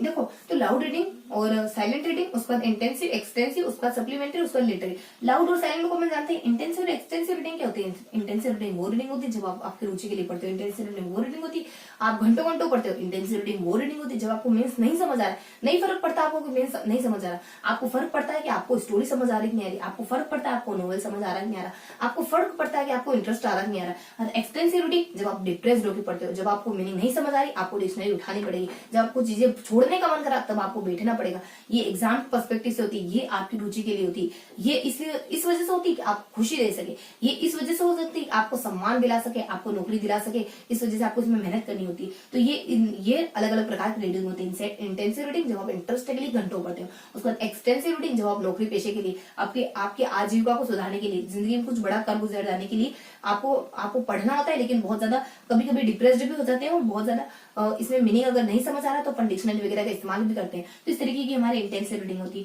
उसके बाद सप्लीमेंट्री रीडिंग और लिटरेरी रीडिंग। तो लाउड रीडिंग के बारे में देखो, इसकी अच्छी बातें, इसकी बुरी बातें, ये मेरिट्स डिमेरिट्स देखेंगे, साइलेंट के मेरिट्स डिमेरिट्स देखेंगे, बाकी इनको अपन कवर नहीं करेंगे क्योंकि जनरली यही सारी चीजें पूछी जाती है। तो यहाँ पर लाउड रीडिंग के बारे में देख लेते हैं फटाफट से। देखो लाउड रीडिंग के बारे में थोड़ी सी इन्फॉर्मेशन देखते हैं, इसकी मेरिट्स क्या हो सकती है, इसकी अच्छी बातें क्या हो सकती है और इसकी डिमेरिट्स क्या हो सकती है। जब आप लाउडली पढ़ते हो तो क्या क्या मेरिट्स हो सकती है। जब आप लाउडली पढ़ते हो तो सबसे पहले तो आपका सेल्फ कॉन्फिडेंस बूस्ट होता है, सेल्फ कॉन्फिडेंस बूस्ट होता है, आपका प्रोनाउंसिएशन अच्छा हो जाता है और आप में अभिव्यक्ति यानी एक्सप्रेस करने की क्षमता आ जाती है और यहाँ पे आपकी वोकैब बढ़ जाती है, यहाँ पे आपकी वोकैब बढ़ने लग जाती है। और उसके बाद और क्या क्या अच्छी बातें हो सकती है, और अच्छी बातें हो सकती है कि आप में वही सारी बातें हो सकती है, आप में यहाँ पे आर्टिकुलेशन की क्षमता आ जाती है, आर्टिकुलेशन की यानी अभिव्यक्ति की पावर आ जाती है आप में। उसके बाद यहाँ पे आप में इंटोनेशन की पावर आ जाती है, इंटोनेशन की पावर आ जाती है यानी हाव भाव की पावर आ जाती है। उसके बाद अपने वही कोलिगल की पावर आ जाती है, कोलिगल की पावर आ जाती है यानी अपने आप की मतलब बोलचाल की, अच्छे से बोलचाल करने की क्षमता आप में विकसित हो जाती है। उसके बाद आप में यहाँ आ जाता है अपने, और क्या आ सकती है इसमें, आपका सेल्फ कॉन्फिडेंस बढ़ जाता है। उसके बाद देखो कुछ बातें इसमें बहुत ज्यादा इजी जो अपन हमेशा से देखते हैं तो अपन थोड़ा सा क्विक कर लेते हैं। तो इसमें क्या क्या आ जाती है, सबसे पहले आपके सेल्फ कॉन्फिडेंस बढ़ जाता है, आपकी वोकैब बहुत ज्यादा अच्छी हो जाती है। उसके बाद यहाँ ज्यादा अपने प्रोनाउंसिएशन बहुत ज्यादा अच्छा हो जाता है, आप में आर्टिकुलेशन है, इंटोनेशन है, कोलिगेशन है, एक्सप्रेशन है, आइडियाज है। आइडियाज तो अपने सेल्फ कॉन्फिडेंस में आ भी सकते हैं, इतना मतलब रिस्ट्रिक्ट नहीं है कि आएंगे कि नहीं आएंगे, लेकिन हाँ आइडिया के बारे में यहाँ पे मोड़ देते अपन। और यहाँ जाता के और आप में सेल्फ कॉन्फिडेंस के अलावा क्या जाता है, आप में इंटरेस्ट बिल्ड हो जाता है, पढ़ने के प्रति आप थोड़ा सा इंटरेस्ट रुचि फील करने लग जाते हो और छोटे बच्चे के लिए बहुत ज्यादा अच्छी होती है। तो इस तरीके की इसकी मेरिट्स हो सकती है। इसके बाद इसकी डिमेरिट्स क्या हो सकती है, इसकी डिमेरिट्स देख लेते हैं फटाफट। तो इसकी बुरी बातें क्या क्या हो सकती है, इसकी बुरी बातें हो सकती है जब आप इस तरीके की रीडिंग करते हो ना तो आप गहन अध्ययन से थोड़ा सा कट जाते हो। जब आप बोल के पढ़ते हो ना तो ये इंटेंसिव रीडिंग, देखो यहाँ जाता है कि ये किसको बढ़ावा देती है, ये इंटेंसिव रीडिंग को बढ़ावा देती है क्योंकि इंटेंसिव रीडिंग भी इंटरेस्ट वाली होती है। इसकी मेरिट में ध्यान रखना है, इंटेंसिव मेरिट भी क्या होती है, इंटरेस्ट वाली होती है। उसके बाद अपनी जो लाउड रीडिंग भी होती है ये भी इंटरेस्ट वाली होती है, छोटे बच्चों के लिए होती है। तो इंटेंसिव रीडिंग इंटरेस्ट और लाउड रीडिंग इंटरेस्ट, तो ये दोनों एक साथ यानी कि ये उसको बढ़ावा देती है, ये बात ध्यान रखनी। उसके बाद डिमेरिट्स क्या हो सकती है, इसकी बुरी बातें क्या हो सकती है, आप है ना आपको एक्सटेंसिव रीडिंग, जो हमारे एक्सटेंसिव रीडिंग थे उससे दूर चले जाते हो। एक्सटेंसिव रीडिंग क्योंकि ये बहुत गहन अध्ययन वाली होती है, तो फिर आपको उसमें ना थोड़ा सा आपके माइंड को थोड़ा सा डिप्रेशन फील होता है क्योंकि आप तो बहुत बोल के बहुत जोर से अच्छे से गा के पढ़ने के अधीन थे और अब आपको इस तरीके से पढ़ना है तो आपको आपके माइंड को थोड़ा सा डिप्रेस्ड फील होगा। तो इंटेंसिव रीडिंग में थोड़ी सी बाधा क्रिएट करती है, इंटेंसिव रीडिंग में दिक्कतें आ जाती है। उसके बाद यहाँ आ जाता है कि और क्या क्या डिमेरिट्स हो सकती है, यहाँ आ सकती है अपनी इसकी जो आप लाउड रीडिंग करते हो तो आप ठीक है इंटेंसिव रीडिंग से दूर जाते हो।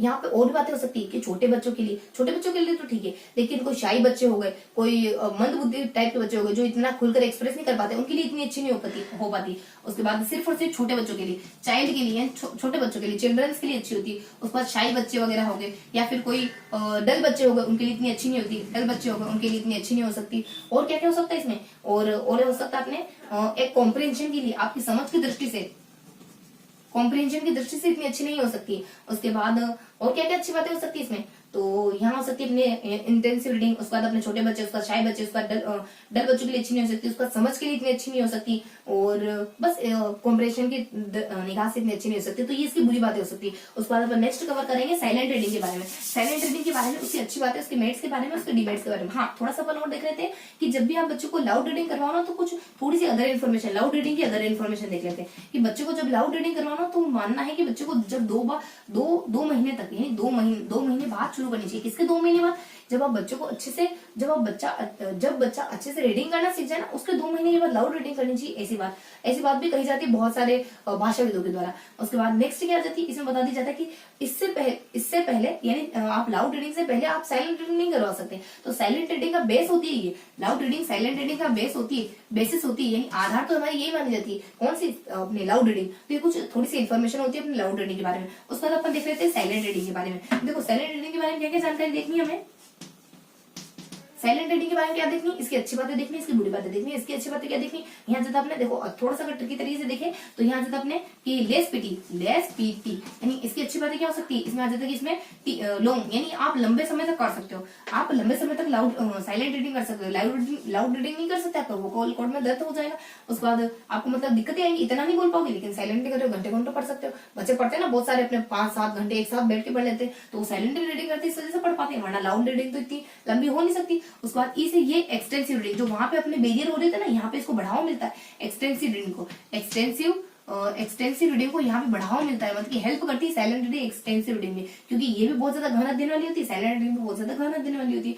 उसको पीछे मतलब क्या पब्लिक प्लेस में कर सकते हो, पब्लिक प्लेस में आराम से बैठ के कर सकते हो, आराम से तो नहीं फिर भी अगर आप में क्षमता है तो आप साइलेंट रीडिंग वहां कर सकते हो। उसको टी से मतलब कि आप टाइम सेविंग कर सकते हो, यानी बहुत सारी चीजें। एक देखो मेहता साहब कहते हैं कि आप उतना जितना जल्दी आप पढ़ सकते हो ना उतना जल्दी आप बोल नहीं सकते, क्योंकि बोलने में आपका वोकल कॉर्ड का इस्तेमाल होगा और वोकल कॉर्ड तो दर्द भी करने लग जाएगा, इतना ज्यादा आपको सपोर्ट नहीं कर सकता है, बहुत ज्यादा लंबे समय तक नहीं कर सकता। लेकिन आपकी आंखें एक बस आपको आंखें तो शब्दों के ऊपर से आंखें तो गुजारनी है, तो ये तो आपको बहुत लंबे समय तक आप बहुत लंबे टाइम पीरियड तक इसको कर सकते हो। इसमें आपको इतनी दिक्कतें नहीं होगी। इसमें क्या हो सकता है, दर्द होगा लेकिन बहुत लंबे समय के बाद आपको दर्द फील होगा आंखों में, इतना जल्दी नहीं होता, तो बहुत लंबे समय तक कर सकते हो, है ना। उसके बाद ये एक मेहता का कोटेशन आता है जो अपन आगे कवर करेंगे, और उसके बाद यहाँ ज्यादा तीसरे अपने टाइम, तो ये कुछ अच्छी बातें होती है साइलेंट रीडिंग में। और अब इसमें भी बुरी बातें हो सकती है क्या, अब सोच के देखो इसमें क्या बुरी बातें हो सकती है। यहाँ ज्यादा साइलेंट रीडिंग होती है ना, साइलेंट रीडिंग की अपनी डीमेरिट्स है, अपना मेरिट्स देख ली साइलेंट रीडिंग, अपन यहाँ देखेंगे अपन डीमेरिट्स के बारे में। साइलेंट रीडिंग की डीमेरिट्स क्या हो सकती है, एक बिगिनर के लिए यानी जो अभी पढ़ाई शुरू कर रहा है उनके लिए अच्छी नहीं होती है, छोटे बच्चों के लिए अच्छी नहीं मानी जाती।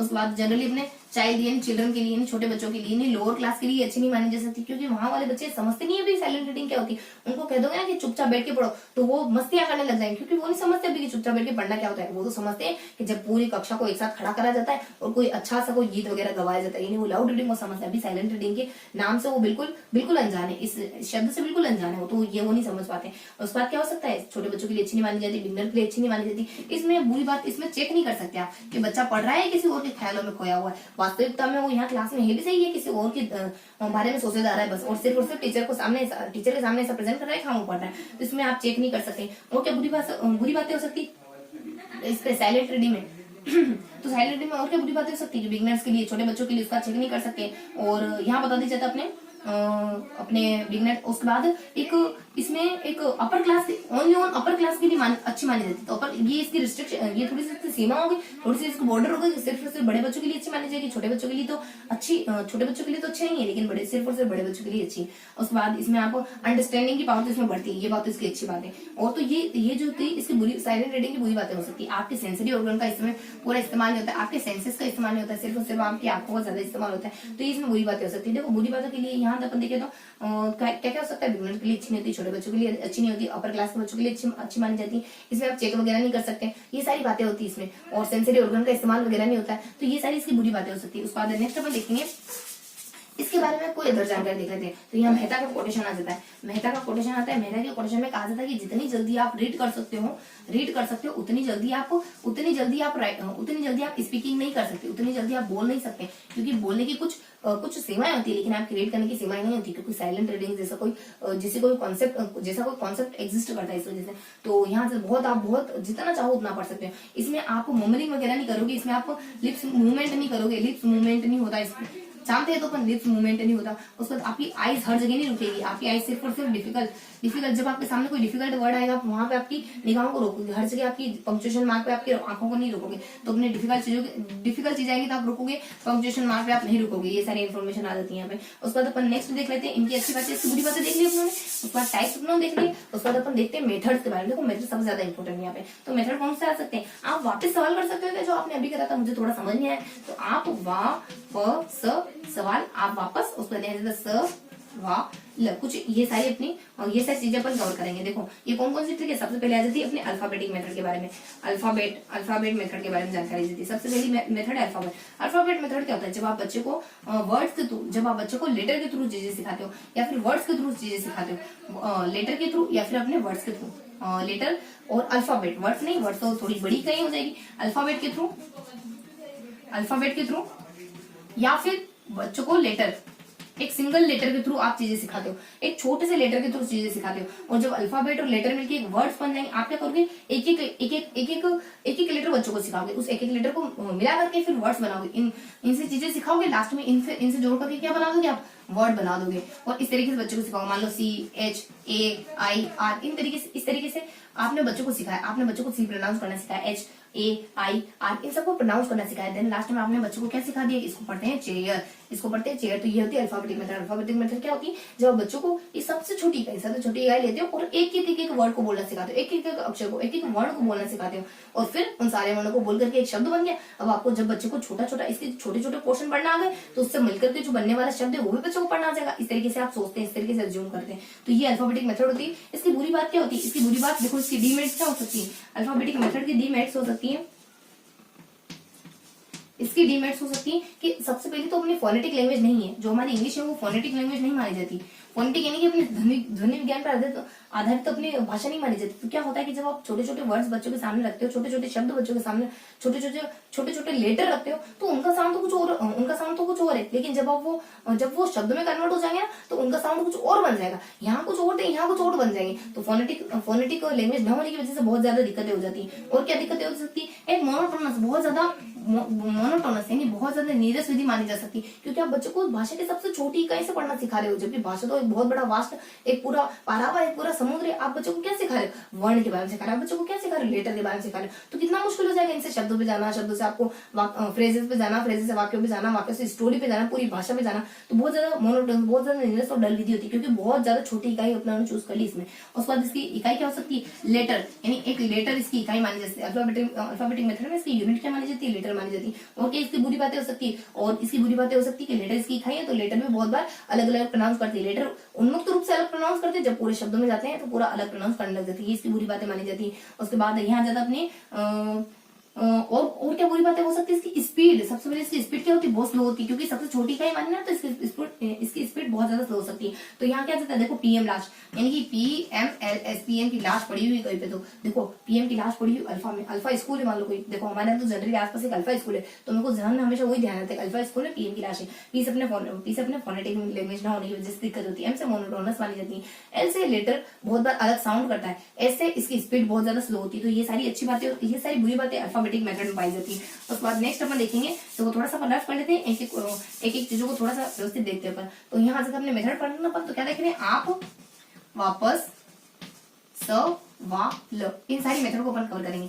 इन सारी मेथड को अपन कवर करते हुए चलेंगे। तो अपने यानी अल्फाबेटिक मेथड के बारे में तो कवर कर लिया। अब अपन देखेंगे पी से अपन फोनेटिक साउंड के बारे में देखेंगे। और यहाँ से अपनी दूसरी मेथड आ जाती है अपने फोनेटिक मेथड। फोनेटिक मेथड के बारे में क्या जानकारी कवर करेंगे। फोनेटिक मेथड के बारे में अपन सबसे पहले देखेंगे फोनेटिक मेथड होती क्या है। जब फोनेटिक मेथड क्या होती है, ये साउंड को बेस्ड मेथड होती है। इसमें क्या होता है कि आपको एक जैसे यानी कंबाइंड साउंड को एक साथ पढ़ा दिया जाता है, इस तरीके की मेथड होती है। इसमें क्या होता है, इसमें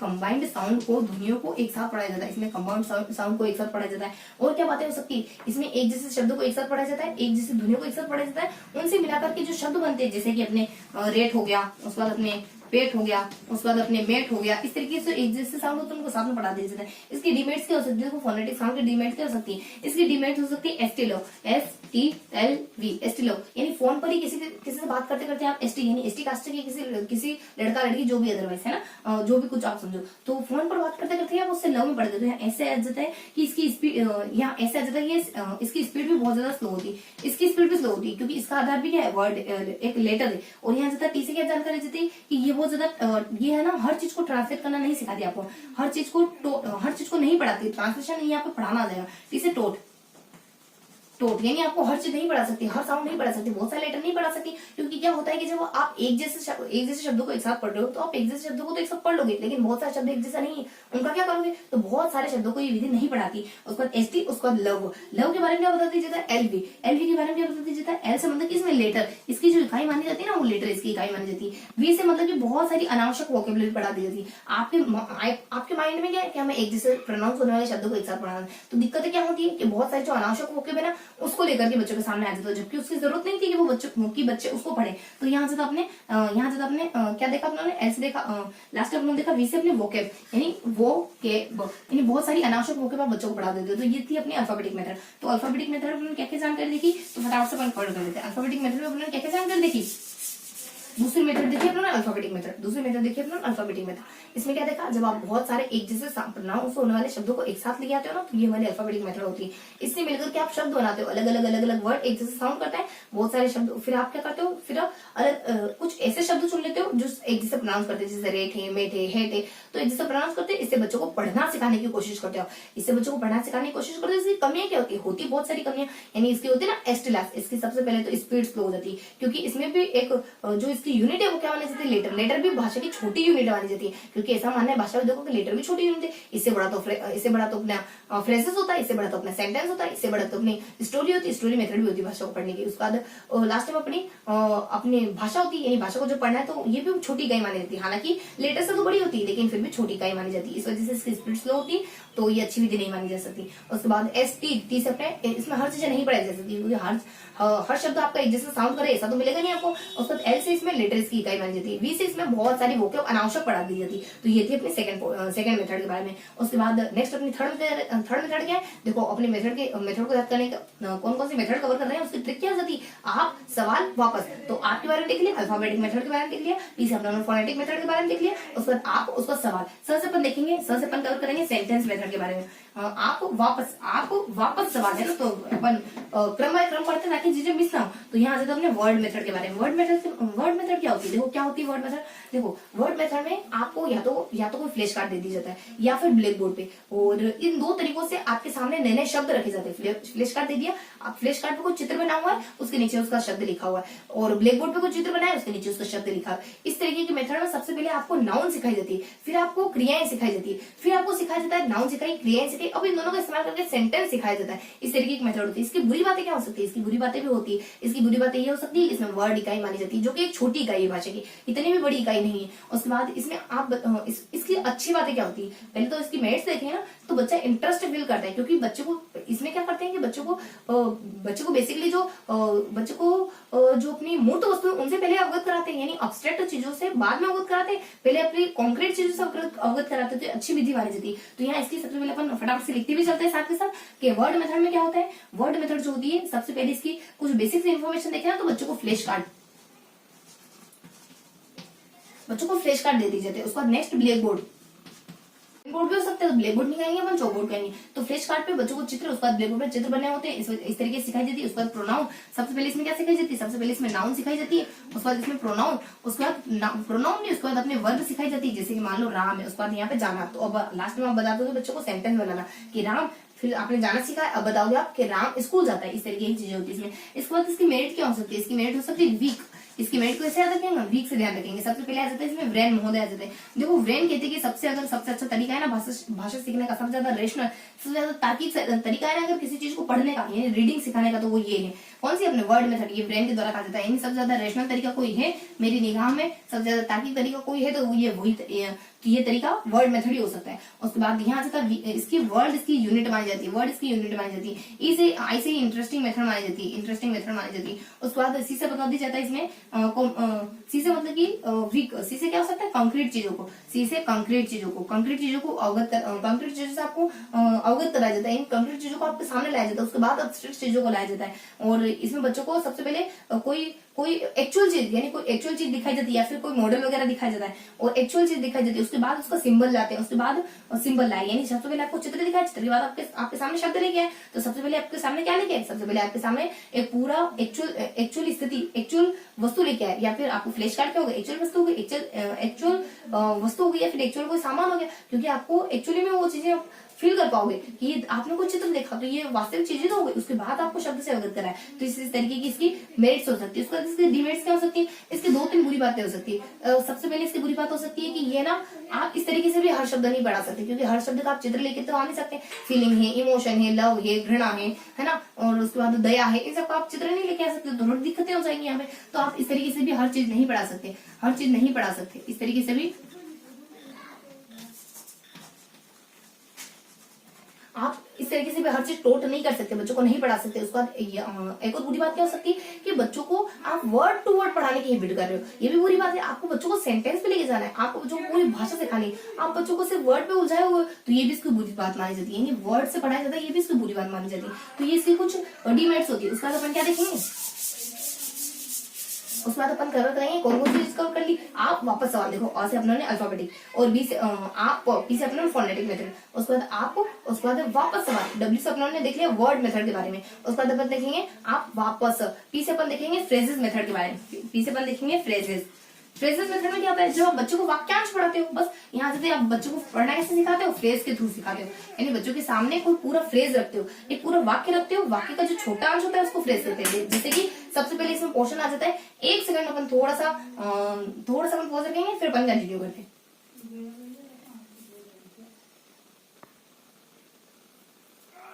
सॉरी फॉर डिस्टर्बेंस, देखो बहुत बार डिस्टर्बेंस हो जाता है, लेकिन अपन कंटिन्यू करेंगे ना चीजों को।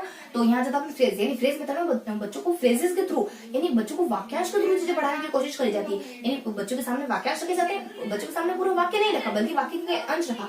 मैं आपको कहूँ, मान लो कि कि संगठन में शक्ति होती है, संगठन में शक्ति होती है, ये सब जानते हैं, तो संगठन में शक्ति होती है ये सब जानते हैं, तो ये पूरा क्या हो गया, वाक्य हो गया। अगर मैं कहूँ संगठन में शक्ति, तो ये इसका पूरा एक वाक्यांश हो गया, अभी इसका वाक्यांश बन गया। और उसके बाद ये सब जानते हैं, ये भी क्या हो गया, वाक्यांश हो गया। तो इस तरीके की चीजें हो सकती है। यहाँ पे देखो थोड़ा सा साउंड क्रिएट हो रहा है, आप में भी समझने की कोशिश करोगे ना, तो अपन यहाँ कवर करते हैं। तो यहाँ पे फ्रेजेस के थ्रू पढ़ाने की कोशिश करी जाती है। इसकी बुरी बातें क्या होती है, इसकी डिमेरिट्स हो सकती है कि ये भी भाषा की एक छोटी इकाई मानी जाती है, तो स्पीड स्लो हो जाती है। देखो अभी भी इनको भाषाविदों को ये भी भाषा की छोटी इकाई लग रही है, ये तो फ्रेज है, पूरा वाक्यांश है, इतनी छोटी इकाई तो नहीं है फिर भी। तो यहाँ से बच्चों को फ्रेजेस के थ्रू पढ़ाया जाता है। उसके बाद ये भी आ जाती है कि इसमें स्पीड स्लो हो जाती है, इसमें बच्चों की स्पीड स्लो हो जाती है, ये बता दी जाता है। उसके बाद और क्या बता दी जाता है, अनइंटरेस्टिंग मानी जाती है, इसमें टाइम बहुत ज्यादा लगता है ऐसा मानते हैं, इसमें टाइम बहुत ज्यादा लगता है ऐसा मानते हैं, क्योंकि आपको फाइनली तो किस पे आना है, फाइनली आपको सेंटेंस पे आना है, तो आपको फ्रेज भी छोटे लग रहे हैं। और यहाँ से इसमें ये जो होती है ना अनइंटरेस्टिंग होती है, यानी कि अनइंटरेस्टिंग मेथड होती है। अनइंटरेस्टिंग मेथड जैसे होती है कि बच्चों के सामने फ्रेज रखे हैं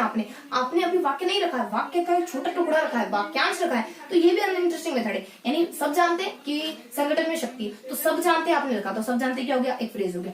संगठन में शक्ति क्या हो गया, फ्रेज हो गया। तो ये भी अनइंटरेस्टिंग है, क्योंकि अभी ये पूरा अर्थ क्लियर नहीं हो रहा। सब जानते हैं, क्या जानते हैं सब, संगठन में शक्ति होती है, ये तो पूरा वाक्य हो गया। मतलब कि जो आपको पूरा अर्थ गिवन कर देना उसको कहते हैं सेंटेंस। मान लो देखो मैं आपको बात बताऊं, यहाँ जाता है कि मान लो अगर मैं आपसे कहूं कि तुम स्कूल आ रहे हो, तो आपने कहा हाँ, आपने कहा नहीं, तो क्या ये एक सेंटेंस है, हाँ और ना एक सेंटेंस है, हाँ बिल्कुल है। जब पूरा मीन्स गिवन हो जाए, क्योंकि हाँ का मतलब क्या है, हाँ मैं स्कूल जा रहा हूँ, ना का मतलब क्या है, नहीं मैं स्कूल नहीं जा रहा हूँ। इस तरीके से इसका पूरा अर्थ गिवन हो रहा है, क्योंकि बाकी बातें तो सामने वाले ने की थी, अब आप आधी बात आपने पूरी कर दी। इस तरीके से आपका सेंटेंस कंप्लीट हो गया। तो इस तरीके से देखे ना, तो ये आपका हाँ कहना, आपका ना कहना भी एक सेंटेंस है। क्यों, क्योंकि इससे पूरा अर्थ, पूरा कंप्लीट अर्थ एक सुनने वाले व्यक्ति के पास पहुंच रहा है। तो इस तरीके की थोड़ी सी इन्फॉर्मेशन थी। और यहाँ से अपने फ्रेज मेथड के बारे में देख लिया। फ्रेज मेथड की स्पीड बहुत स्लो होती है, टाइम बहुत ज्यादा कंज्यूम करती है। उसके बाद अनइंटरेस्टिंग मानी जाती है, क्योंकि भाषाविदों को मानना है कि ये भी पूरी इकाई नहीं है भाषा के लिए, पूरी इकाई अपन सेंटेंस को मानेंगे। अब ऐसा था, आप सवाल क्या पढ़े थे, आप वापस सवाल के बारे में पढ़े थे। आपने अल्फाबेटिक में देखा, उसके बाद पी से अपने फोनेटिक के बारे में देखा, उसके बाद डब्ल्यू से अपने वर्ड मेथड के बारे में देखा, उसके बाद पी से अपने फिर अपने फ्रेजेस के बारे में देख लिया। तो वापस से अपन देखो, अब आ गए अपन सेंटेंस पे। शायद अब अपने भाषाविद संतुष्ट हो जाए, तो अपने सेंटेंस मेथड क्या होती है, इसमें बच्चों को सेंटेंस के थ्रू पढ़ाया जाता है। सेंटेंस भी कैसे रखते हैं बच्चों के सामने, सेंटेंस फ्लैश कार्ड के थ्रू रख सकते हैं, सेंटेंस ब्लैक बोर्ड के थ्रू रख सकते हैं, सेंटेंस टीचर बोल के रख सकता है। 3 तरीके से आप बच्चों के सामने सेंटेंस रख सकते हो। सबसे पहले फ्लैश कार्ड पे पूरा कोई चित्र बना दोगे और उसके नीचे पूरा वाक्य लिख दोगे। मान लो आपने फ्लैश कार्ड पे चित्र बना दिया, राम स्कूल जा रहा है, जैसे राम बना दिया, फिर रास्ता बना दिया, फिर स्कूल बना दिया, तो राम स्कूल जा रहा है, नीचे आपने वाक्य लिख दिया राम स्कूल जा रहा है। तो इस तरीके की अगर फ्लैश कार्ड की स्थिति बनी ना, तो इस तरीके से आप बच्चे को सेंटेंस बोलना, भाषा बोलना सिखा दोगे।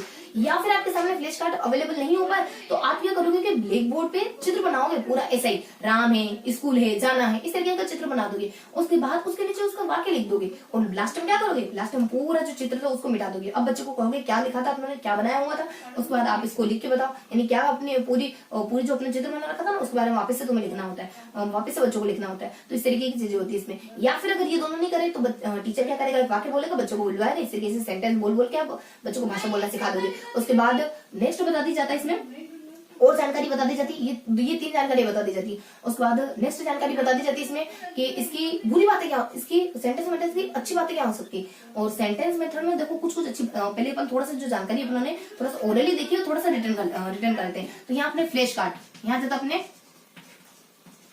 फ्लैश कार्ड के बारे में जानकारी दी थी, यहाँ अपने ब्लैक बोर्ड के बारे में जानकारी दी थी, ब्लैक बोर्ड के बारे में जानकारी दी थी, फ्लैश कार्ड के बारे में जानकारी दी थी, उसके बाद अपने ब्लैक बोर्ड के बारे में जानकारी दी थी, उसके बाद अपने टीचर के बारे में जानकारी दी थी। यहाँ जाता अपने टीचर बोल के व्यक्त कर सकता है, ये सारी जानकारी दी थी। उसको लास्ट में इसकी कुछ मेरिट्स आ सकती है। इसकी मेरिट्स क्या आ सकती है, इसकी मेरिट्स आ सकती है, यहाँ जाता होमवर्क चुपचाप बोलो मत, चुपचाप होमवर्क कर लो। जब बहुत बातें करने लगे तुम तो यहाँ पे आ जाता उसको तो होमवर्क आ जाता है। देखो ट्रिकी तरीका थोड़ा सा चीजों को याद करने के लिए, ये आपकी सेल्फ कॉन्फिडेंस, ऐसे मतलब कि ये आपका सेल्फ कॉन्फिडेंस को बढ़ा देता है। उसके बाद एच से मतलब कि आप में हैबिट डालता है चीजों को एक साथ पढ़ने की, चीजों को वर्ड टू वर्ड पढ़ने की नहीं बल्कि चीजों को पूरा सेंटेंस में पढ़ने की हैबिट डालता है आप में। तो ये आप में हैबिट विकसित करता है चीजों को सेंटेंस में पढ़ने की। उसके बाद यहाँ से आप में हेल्प करता है चीजों को समझने की, ये हेल्प करती है यानी पूरा सेंटेंस पढ़ोगे चीज आपको वैसे समझ आएगी। ये विधि आपकी मदद करती है चीजों को व्यवस्थित समझने में। उसके बाद डब्ल्यू से आ जाता है यहाँ पे कि ये जो विधि होती है ना आपको वर्ड टू वर्ड नहीं जाने देती, यानी आपको शब्दों पर नहीं जाने देती बल्कि आपको पकड़ के रखती है कि आप वाक्य पर रहो, शब्दों पर मत जाओ क्योंकि शब्द छोटी कहीं। तो यहाँ से आपने सेंटेंस के मेथड में क्या क्या जानकारी देखी, सेंटेंस मेथड में अपना देखा फ्लैश कार्ड के थ्रू, सेंटेंस मेथड में देखा ब्लैक बोर्ड के थ्रू, यहाँ देखा टीचर भी बोल सकता है। उसका थोड़ी सी अदर जानकारी देखी, इसकी अच्छी बात देखी, सेल्फ कॉन्फिडेंस बढ़ा सकती है, आपको वाक्य तक नहीं जाने देती, आपकी हेल्प करती है। और उसका और क्या इसकी अच्छी बातें और क्या हो सकती है, आपकी हेल्प करती है कि आप अर्थ समझ सको। तो ये थी अपनी सेंटेंस मेथड। तो क्या क्या देख रहे थे अपन, देखो अपने कवर कर ली। आप सवाल वापस तो अपने यहाँ से बार बार बोले जा रही हूँ ताकि आपको भी अच्छे से याद हो। यहाँ से अपने ए से अपने अल्फाबेटिक मेथड के बारे में, बी से अपने फोनेटिक मेथड के बारे में, और आप वापस सवाल, तो ये दोनों देख लिया आपने। और डब्ल्यू से अपने वर्ड मेथड के बारे में, उसके बाद आप वापस सवाल, और उसके बाद वापस अपने देख लिया वर्ड मेथड के बारे में, और पी से अपने देख लिया फोनेटिक मेथड के बारे में, और फोनेटिक फ्रेजेस मेथड के बारे में, और अपने सेंटेंस मेथड के बारे में। तो यहाँ अपने कितना कवर कर लिया, आप वापस अब देखेंगे अपन सवाल के बारे में ना। तो स से अपने सेंटेंस, वो एस तो अपना उधर ही था, उसके बाद स व ल, और डब्ल्यू से अपन देखेंगे वर्ड रिकॉग्नाइजेशन के बारे में, और उसका एल से अपन देखेंगे लेटर के बारे में। तो यहाँ देखेंगे अपन वर्ड रिकॉग्नाइजेशन के बारे में। देखो वर्ड रिकॉग्नाइजेशन मेथड क्या होती है, वर्ड रिकॉग्नाइजेशन मेथड क्या होती है, वर्ड रिकॉग्नाइजेशन मेथड वो होती है जब आपको सेंटेंस दे दिया जाता है, जब आपको सेंटेंस पूरा सेंटेंस दे दिया जाता है। वर्ड रिकॉग्नाइजेशन मेथड क्या होती है, आपको सेंटेंस गिवन कर दिया जाता है, उस सेंटेंस के थ्रू आपको समझना होता है वर्डों को, क्योंकि आपको पूरा सेंटेंस दिया है। अब आपको उसमें से पिकअप करना है शब्दों को। किसको पिकअप करना है, आपको शब्दों को लेना है और उसको समझना है। इसमें किस किस तरीके से आपके सामने सेंटेंस रखे जाते हैं, बहुत अलग अलग तरीके से। यानी आपके सामने मान लो दो सेंटेंस एक साथ रख दिए, दो सेंटेंस एक साथ रख दिए, यानी मान लो this is a table, this is a table, मान लो this is a pen, pen. तो यहाँ पे आप टेबल और पेन दो नए शब्द से इंट्रोड्यूस होंगे, तो इस तरीके से आप नए शब्दों को सीखोगे। उसके बाद बहुत बार क्या करा जाता है, अरेंज, यानी बहुत बार आपको अरेंज करने के लिए दिया जाता है। मान लो दिस ए टेबल इज, तो शब्दों को आपको फ्लैश कार्ड दे दिए जाते हैं, अलग अलग बिखरे फ्लैश कार्ड दे देते हैं, उनको आपको अरेंज करना होता है। तो इस तरीके की मेथड होती है, इस तरीके की कोशिश भी इसमें करी जाती है। उसके बाद और क्या कोशिश करी जाती है, कोशिश करी जाती है आपको भाषा सिखाने के लिए, वर्ड सिखाने के लिए, यानी सेंटेंस के थ्रू वर्ड सिखाने के लिए। और क्या कोशिश होती है, मिसिंग, यानी बहुत बार होता है दिस वर्ड, यहाँ से दिस ए टेबल, और मान लो यहाँ दिस इज ए मिस कर दिया और यहाँ लिख दिया टेबल, यहाँ कोष्टक में आपको ए एन कुछ भी दे दिया। तो इस तरीके से आपको चीजों को इंट्रोड्यूस कराया जाता है। तो ये अपनी सेंटेंस मेथड थी और वर्ड रिकॉग्नाइजेशन मेथड थी। तो वर्ड रिकॉग्नाइजेशन मेथड क्या होती है वर्ड रिकॉग्नाइजेशन मेथड, देखो वर्ड रिकॉग्नाइजेशन मेथड वो होती है जब आपके सामने पूरा सेंटेंस रखा जाता है। वर्ड रिकॉग्नाइजेशन वो होती है जिसमें अपने तीन बातों को ध्यान में रखा जाता है। सेंटेंस को आपको अलग अलग तीन तरीकों से रखा जाता है, या तो आपको अरेंज करने के लिए दिया जाएगा, या तो आपको दो अलग अलग सेंटेंस दे दिए जाएंगे, या तो आपको मिसिंग वर्ड दे दिया जाएगा। तो इस तरीके से आपको कहीं ना कहीं बार बार आपको सेंटेंस के थ्रू वर्ड से इंट्रोड्यूस करने की कोशिश करी जाएगी, क्योंकि सेंटेंस पूरा एक वाक्य है और उसमें अलग अलग शब्द है। तो इन शब्दों से आप बार बार रूबरू होंगे, तो आप फाइनली आप शब्दों को पढ़ना सीख ही जाओगे। तो ये अपनी सेंटेंस मेथड थी। और उसके बाद अपने आ जाता है लेटर रिकॉग्नाइजेशन के बारे में। उसके बाद वापस अपने आ जाता है लेटर रिकॉग्नाइजेशन, क्योंकि हमने क्या देखना, आप वापस सवाल, तो अपने अल्फाबेट के बारे में देख लिया, पी से अपने फोनेटिक के बारे में देख लिया, उसका डब्ल्यू से अपने वर्ड मेथड के बारे में देख लिया, उसके बाद अपने वर्ड मेथड के बारे में देख लिया। आप वापस सवाल, तो पी से अपने फिर अपने फ्रेज मेथड के बारे में देखा, और फिर अपने आप वापस अपने सेंटेंस मेथड के बारे में देखा। उसके बाद अपने सवाल, तो अपने एस उसी में शामिल था। उसके बाद डब्ल्यू से आता अपने वर्ड रिकॉग्नाइजेशन। लास्ट में अपन देखेंगे लेटर मेथड के बारे में। देखो लास्ट में अपन कवर करेंगे लेटर मेथड के बारे में। लेटर मेथड में क्या होता है, देखो लेटर, जो आपके सामने लेटर आएगा तो ये कैसे समझेंगे, देखो लेटर मेथड भी वैसी ही। अब आपको समझना है एक शब्द को, अब आपको एक लेटर को समझना है। अब आप लेटर समझोगे यहाँ पे वाक्यों के थ्रू, यहाँ पे शब्दों के थ्रू, किसके थ्रू, शब्दों के थ्रू, वर्ड के थ्रू। देखो वहां क्या आता है, शब्द आए थे, शब्द को किसके थ्रू समझना था, सेंटेंस के थ्रू समझना था। अब आप लेटर को किसके थ्रू समझोगे, वर्ड के थ्रू समझोगे। क्या करा जाता है, आपके सामने बहुत सारे वर्ड रखे जाते हैं, बहुत सारे शब्द रखे जाते हैं। उन शब्दों के थ्रू आपको लेटर को समझना होता है। उन शब्दों के थ्रू आपको उनके अंदर जो भी लेटर इस्तेमाल करें, मान लो बुक लिखा हुआ है आपके सामने, बुक लिखा हुआ है, मान लो बिग लिखा हुआ है, मान लो पेन लिखा हुआ है, ये सारी चीजें आपके सामने लिखी हुई, तो इन सारी चीजों के थ्रू आपको शब्दों को समझना होता है। इन सारी चीजों के थ्रू आपको इनके अंदर इस्तेमाल होने वाले लेटर को समझना था। मतलब ओ को सीखना है आपको, आई को सीखना है आपको, ई को सीखना है आपको, जी को सीखना है आपको, एन को सीखना है। इसमें देखो इसमें ऐसी कोई दिक्कत, इसमें ऐसी कोई सीमाएं नहीं होती कि आपको है ना अरेंज तरीके से या फिर अल्फाबेटिक तरीके से ही बच्चों के सामने सारे वर्ड रखने हैं कि मान लो पहले ए वाले शब्द रखेंगे, फिर बी वाले शब्द रखेंगे, फिर सी वाले शब्द रखेंगे, फिर डी वाले शब्द रखेंगे। ऐसी कोई सीमा नहीं होती। आप कौन से भी देखो, मैंने यहाँ पे बी का लिखा है, फिर पी का लिखा है, यहाँ पे बी का लिख दिया, अलग अलग आप शब्द अल्फाबेट क्रम इसमें फॉलो करने की जरूरत नहीं होती। और ना ही इसमें जरूरत होती है कि आप टाइम यानी एक टाइम में सारे वर्ड सिखा दो बच्चों को। जरूरी नहीं कि आप बच्चों को एक ही समय में सारे लेटर सिखा दो, यानी ए भी सिखा दो, बी भी सिखा दो, सी भी सिखा दो, टी भी सिखा दो। तो इसमें टाइम की ऐसी कोई रिस्ट्रिक्शन नहीं होती, टाइम की ऐसी कोई पाबंदी नहीं होती कि आप एक ही समय में बच्चों को सारे लेटर सिखा दो। नहीं, आप बच्चों को अगर आज आप बच्चों को मान लो पांच लेटर सिखा पाए, ए ई आई ओ यू ये सिखा पाए, मान लो ये सॉरी सिखा पाए, ऐसे ऐसे शब्द रखे आपने कि जिसमें ये बार बार आ रहे थे तो बच्चे ये सीख गए। तो इसमें कोई टाइम की पाबंदी नहीं होती कि आप बस ए से जेड तक सारे सिखा दो। तो ये अपनी कौन सी, ये अपनी लेटर मेथड थी। तो ये अपने सारी मेथड कवर कर ली। कौन कौन सी मेथड कवर कर ली अपने? सबसे पहले अपने आप वापस सवाल, और अपने अल्फाबेटिक के बारे में, उसके बाद आप वापस सवाल, तो अपने अल्फाबेटिक के बारे में, फिर अपने फोनेटिक के बारे में, और फिर अपने वर्ड मेथड के बारे में, और फिर अपने फ्रेजेस मेथड के बारे में, और उसके बाद सेंटेंस मेथड के बारे में, और उसके बाद अपने दो मेथड देखी थी उन्होंने, वर्ड रिकॉग्नाइजेशन, उसके लास्ट में अपने लेटर मेथड। तो ये लगभग 8 मेथड देखी उन्होंने। और इन 8 मेथड में अपने क्या क्या कवर करा? देखो सबसे पहले मेथड अपनी फोनेटिक, जिसमें आप बच्चों को सिर्फ लेटर के थ्रू, अल्फाबेटिक मेथड जिसमें आप बच्चों को छोटे से छोटा सबसे छोटी इकाई यानी लेटर को बोलना सिखा दोगे, और उसके बाद अपने सबसे छोटी इकाई बोलना सिखाओगे। उसके बाद फोनेटिक साउंड, इसमें एक जैसे होते हैं, एक जैसे साउंडों को एक साथ सिखा दिया जाता है। उसके बाद आप उसको वापस यानी WCS में वर्ड यानी शब्द सिखाए जाते हैं, शब्द फ्लैश कार्ड के थ्रू, शब्द ब्लैक बोर्ड के थ्रू, इस तरीके से शब्द सिखाए जाते हैं। उसके बाद फिर अपने फ्रेजेस मेथड, फ्रेजेस में फ्रेजेस को आधार माना जाता है, पूरे पूरे फ्रेजेस रखे जाते हैं, इस तरीके से बच्चों को सिखाया जाता है। उसके बाद नेक्स्ट मेथड आ जाती है कि आप सवाल और वापस, तो अपने क्या क्या देख लिया अपने अल्फाबेटिक के बारे में देख लिया, उसके बाद फोनेटिक के बारे में देख लिया, उसके बाद W से वर्ड के बारे में देख लिया, और पी से अपने फ्रेजेस के बारे में देख लिया, और सस अपने सेंटेंस में तो बच्चों को सेंटेंस के थ्रू पढ़ाने की कोशिश करी जाती है, यानी सेंटेंस को अलग अलग तरीके से रखा जाता है, फ्लैश कार्ड के थ्रू रखा जाता है, ब्लैक बोर्ड के थ्रू रखा जाता है, टीचर के बोलने के थ्रू रखा जाता है, इस तरीके से। उसके बाद W से वर्ड रिकॉग्नाइजेशन, अब सेंटेंस रखना है, उसमें से आप बच्चों को वर्ड को पिकअप करना है। उसके बाद लास्ट में लेटर,